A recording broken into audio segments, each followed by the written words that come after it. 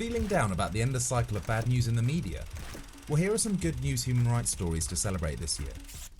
Switzerland legalised same-sex marriage after almost 2/3 of the population voted yes, and then Slovenia did the same, while transgender rights advanced in South Korea when the Supreme Court ruled that a transgender parent of a minor should not immediately be refused recognition of their legal gender.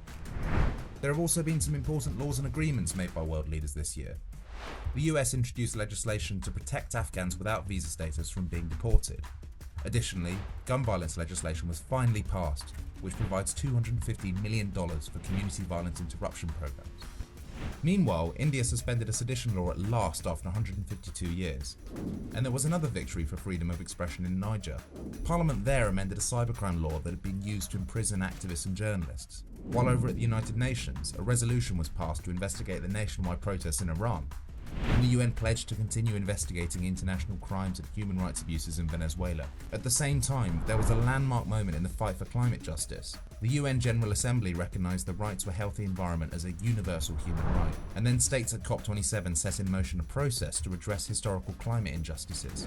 We also saw progress for women's rights, with amnesty at the forefront. In Colombia, women will no longer be criminalised for an abortion during the first 24 weeks of pregnancy.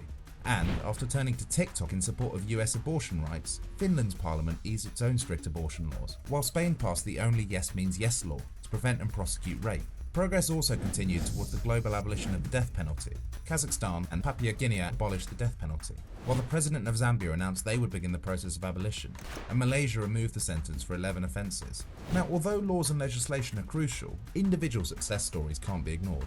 The Guapinol 8 were unconditionally released in Honduras after being held for over 2 years as prisoners of conscience just for their human rights work. Indigenous Mayan environmentalist Bernardo Carajal in Guatemala was released after being jailed on bogus charges related to his activism. And, after 16 months of campaigning, Israel released 18-year-old Palestinian Amal Nakle. Finally, in South Sudan, after 700,000 people took action for Magai Matiopngong, he was released from prison after having been sentenced to death at the age of 15. Amnesty's ongoing work for individuals helped secure the release of people across the world, delivered justice for families, and held abusers accountable. Join us in our fight for human rights.